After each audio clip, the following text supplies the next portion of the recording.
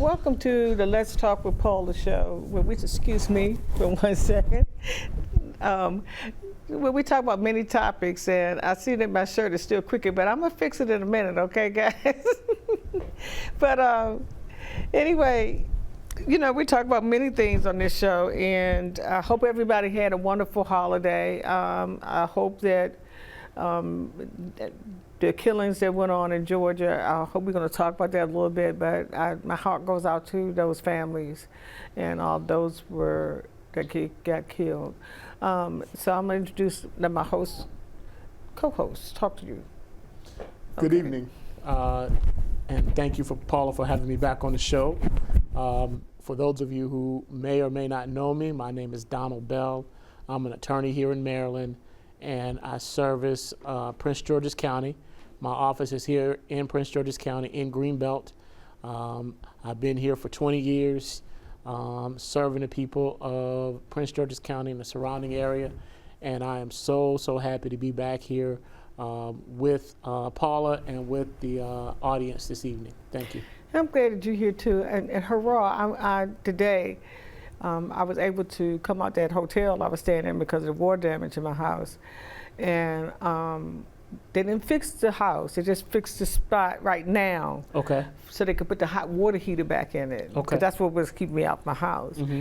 And so, you know, I'm happy about that. So Okay. they let us pick out whatever the floor stuff that we wanted in the walls and stuff like that, because they have to do that whole room. And so they won't be able to start the other project until after the floor comes back. Okay. Okay. But you can go back and move back in. The hot water was the only thing that was holding me out of going in my house. So I was so happy. Today I went there twice. First thing this morning because the guy came yesterday to put the hot water heat in. So I went this morning to go check before I checked out. Yeah. And then I went back. Make sure that the water was working. Absolutely, Yeah. you know. And then I... Speaking of that, last week at my house, the gas company came by and the guy was like, he smelled gas. And so you know, my wife works from home on Fridays, and my wife and my daughter is there with the babysitter. So, and my mom was in town also. So everybody had to leave out of the house, and come to find out, it was the water heater. There was a gas leak on the water heater. So that was the gas they were smelling. Was coming from the water heater. Wow. So I don't know if we were about to have a similar problem that you had, but I guess when the guy came in, because he came in to change something with the gas meter or something like that. Well, I am so glad that they smelled it. And he fixed, and we were able to get it fixed. Right. You know, before I guess anything happened, it exploded or that's what I'm talking about. I'm just so glad, especially since your family was in there. And then I'm glad because your family wasn't there, they could call the gas company, because if they were not there and nobody smelled it, then it could have been an explosion. Yeah, you know? So the guy from Vigilant, he just cut the gas off. He was like, I'm just going to cut the gas off until they fix this problem right here. And then once they fixed it, so by the time I got home, because I was thinking we were going to have hot water. And we were going to have to take some cold showers and whatnot. But by the time I got home, everything was... was taken care of. So. I'm so glad. Yeah. But But I think it may have been a similar issue to yours, because you said yours, there was an explosion. The expansion tank that sits on top of the hot water heater, and I have BG&E as well. Yeah. But the expansion tank that sits on top of it was what exploded, you know, from the heat, because we had all those hot days that were straight. And you don't realize I don't go back in that room. Yeah. So I didn't realize that room really didn't even have a vent. They had when I moved into that house, they have a window wall unit in there, but they had, in that room, they had the whatever runs the air through, and in the back room that's from that room, I don't go in that one either. I haven't been in there since I moved in. Wow. Well, that's where the air conditioner vent runs into that room next door to it. So I said, if anything, now I'm gonna keep that door open because, you know, to let the air circulate. Heat. Even though the doors that was on where the front, when I first moved in, they had those slants where it could ventilate, and then the one that goes from that room to the kitchen, it has a slant so it could ventilate. Yeah. And so I mean, it was just, I guess, too many hot days that people were just having these problems. And then, excuse me, if you have insurance on yours, if they change the gadget, the insurance on the hot water heater, you might be able to get them to pay for it. There was one piece that was covered, but then there was another piece that wasn't covered. That's what I'm talking about. So that piece was like $300 or something like that. But you know, you just had to go ahead and get it taken care of, right? Because you just didn't want a problem like you had. Yeah, but the other thing is that you buy this insurance, you think that's going to cover it, right? And my hot water heater, when they were promoting, they still promote, because I had just moved into the house. And so a year after that, my son said, well, you probably should get another hot water heater. So when they were promoting, I had BG&E come in and put the hot water heater in, and I got the coverage, right? But it didn't replace the hot water heater, okay? It only, like you said, there's only certain parts on the hot water heater that they would cover. That's why I said I thought that maybe that particular piece might have, but that's the one that's gonna save your life. Does that make sense? Yeah. That's why we're saying, you know, you gotta be careful about these insurances that you give and see what they cover and what they don't cover, you know? Because you think you got insurance that if something happens, you know, you don't have to worry about it. You don't have to touch your homeowner's insurance, you know, because you got insurance on the equipment, and especially something like your furnace, the air conditioner, you know, and your hot water heater. A lot of people don't even think that hot water heater. I bet you there's a whole lot of people out there don't have insurance on the hot water heater. I think that would be an interesting topic that we could really question Dave, the guy from State Farm, on. You know, what type of insurances that you really need in your home and whatnot, because I mean, you get to a point where it becomes almost counterproductive because you got insurance on the hot water heater, you got insurance on the furnace, you got insurance on the heat pump outside. So I mean, you get nickeled and dimed to death to the point where you have hundreds of dollars of insurance, and this one thing goes wrong, and that thing isn't covered by the insurance. Always, okay, that's what I'm finding out. So you may be better off just saving the money, right, and sort of fixing, because I think at one point in time, I think that's the advice that I would give to people. You know, I say you need your general homeowners insurance. But you got to have homeowners insurance. But maybe it's a situation where, you know, instead of having all of those maintenance plans and things of that nature, maybe you save that money and whatnot.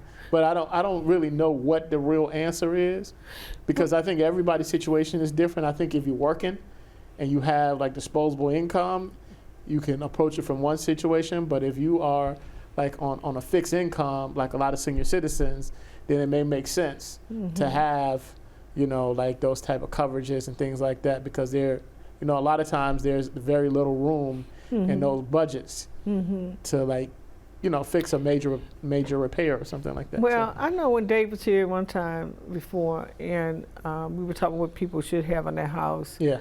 It was really because a lot of places in PG County were having those mud problems.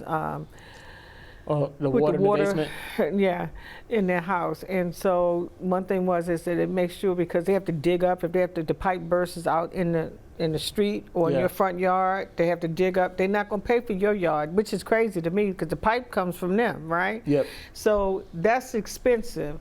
So he said you should have insurance on what they call it is indoor and outdoor plumbing, fresh water, bad water, okay? So it's like 4 pieces that you need to have that connect into that insurance that you need to have to protect yourself.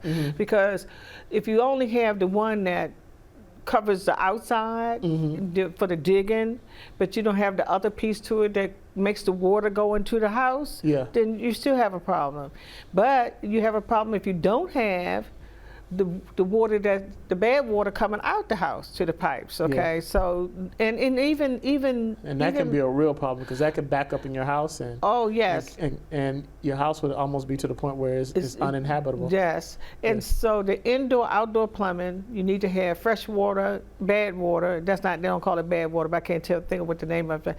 That is very important for homeowners and renters. If you've rented a house from somebody, you need to check to see if they have it. If they don't, then you can get it yourself, okay?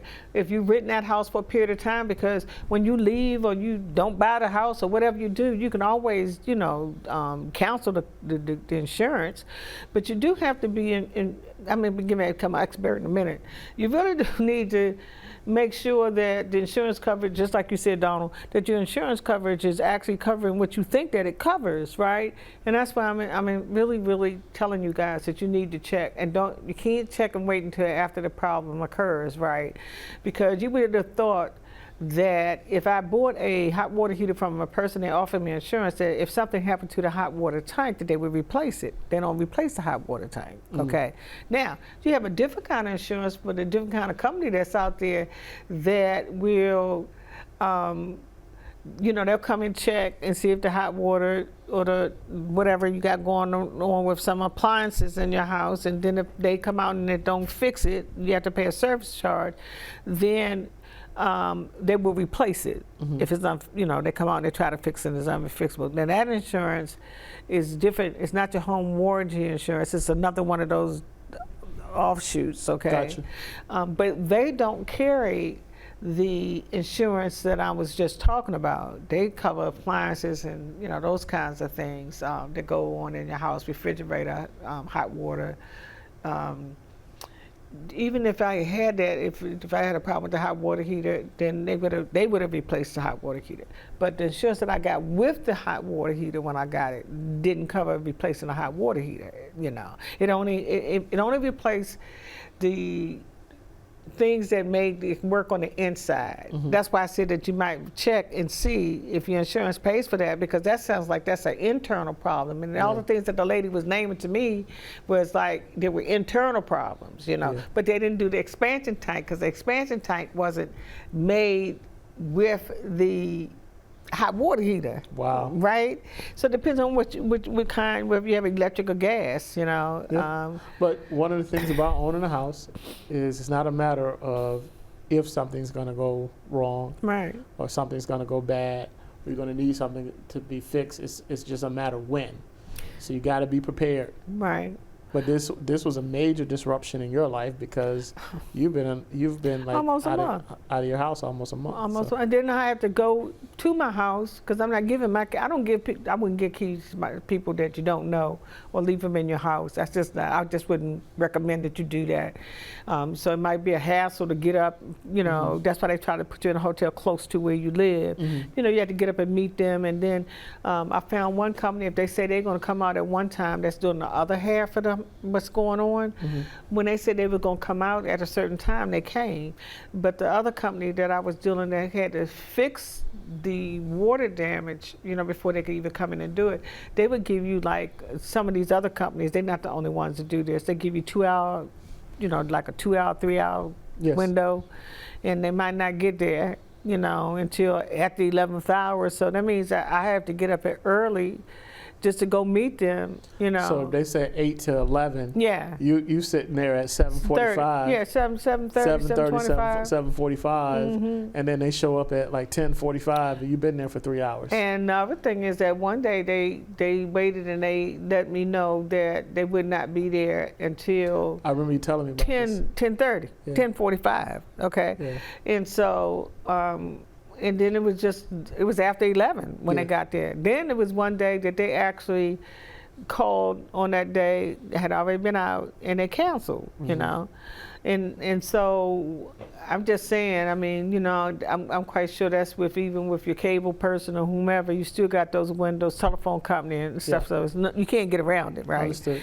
But if you're in your house, you don't care, because you know you can just do what you gotta do and be ready when they come, you know. But when you gotta get up out, you know, do what you gotta do, you know, personally wise, and then go meet somebody at the house, then you have to sit and wait, because there ain't nothing you can do but sit, okay.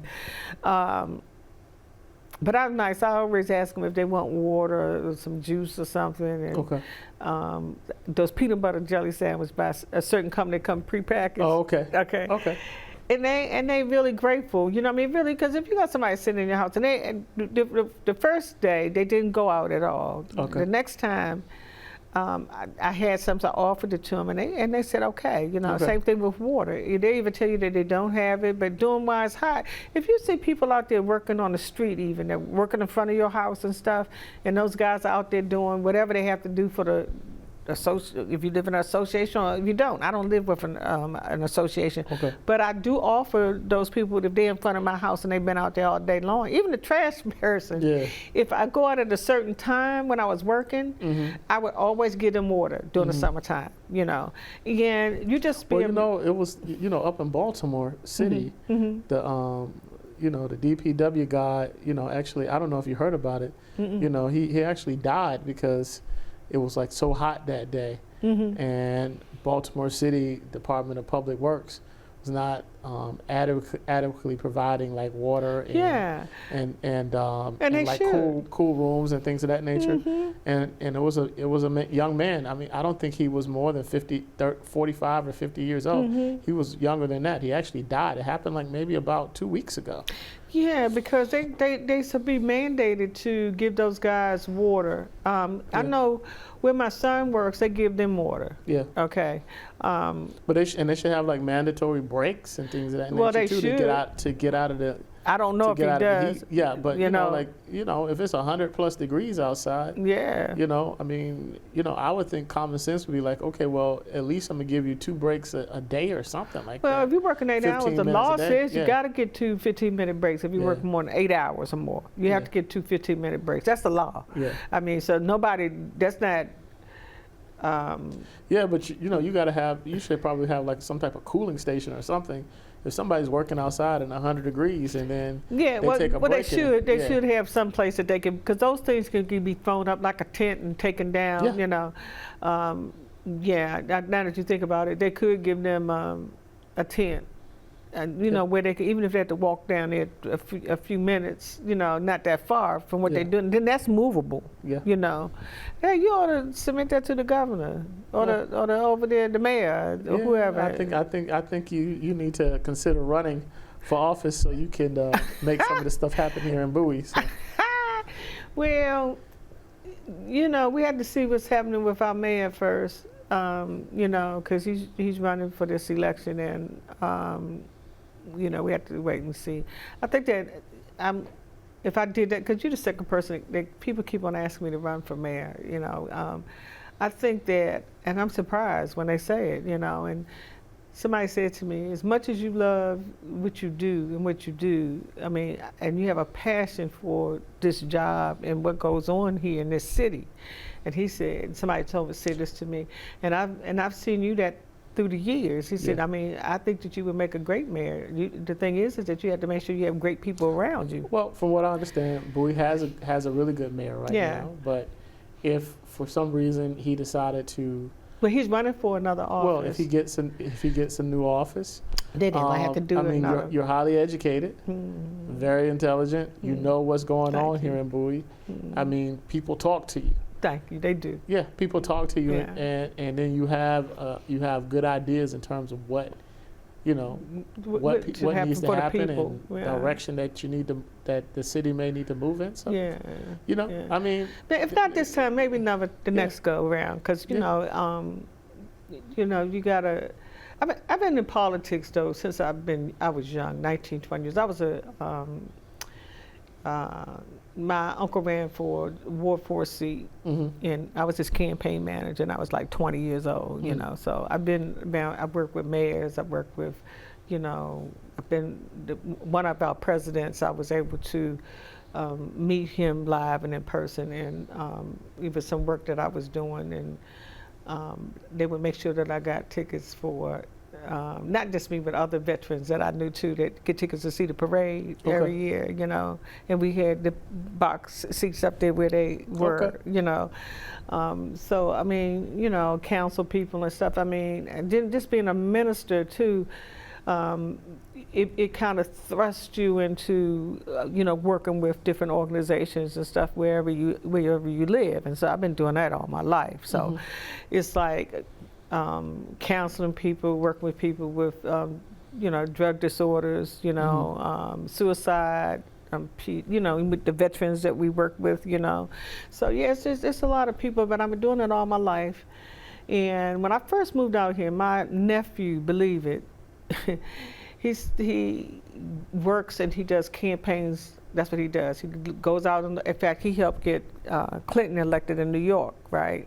Because he has to go out, I don't know he won't tell you what the name of his job is, but he has to go out and check and see whether or not she's a candidate that they would elect, or what's her possibilities of her being elected, And he actually then gives them direction on what it is that they should and they should not do. And he said when I first moved out here, I didn't even ask him. He just did one of his things, and he said, you need to run for mayor out here next time they have an election. That was years ago, okay? Because he knows my work, okay? And so I don't know. Not this time. We got a mayor, okay? Hopefully he gets his new seat. That he's running against a good opponent, so we have to wait and see. What happens with that. But thank you, Donald. I thank you for all those kind words that you say, and I appreciate you and thank you, But this young boy that got killed down in Georgia, because I was in the hotel and they had the pits stations to watch. So I watched cable the whole time. So I missed that news. So I'm glad that it's somebody else that might have missed that news as well, okay? So what happened? Very unfortunate situation. Small town in Georgia, about 45 minutes outside of Atlanta. Apparently a young boy, about 14 years old, went to school with an assault style weapon, and he killed 4 people. So he didn't just have a handgun; he had an assault weapon. No, it was assault. It was an assault weapon. Wow. So it may have been an AR-15. Wow. So apparently there may have been guns in the house, and the reason why we know that is because the FBI had got an anonymous tip a year ago that this particular kid may have posted on a website, on a social media website called Discord. Oh. And I know Discord because my son uses it. A lot of gamers use Discord to communicate with each other. Okay. But he may have communicated some type of terroristic threat about harming people at the school. So the FBI went out and investigated, talked to him, talked to his father.